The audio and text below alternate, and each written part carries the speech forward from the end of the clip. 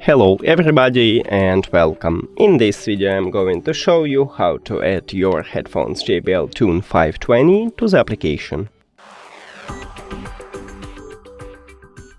And firstly we need to pair these headphones with a phone, so open settings and go to the Bluetooth. If you have Android, click pair new device. And after that, right here at the right ear cup, we have a power button. Firstly, make sure that your headphones is turned off, and after that, press and hold this power button until this LED light starts flashing. Right now it is turned on, and then it should enter to prank mode. We did it, and we can see this flash right here. So all you need to have is to tap on your headphones as a device list, and if you have Android, then click pair.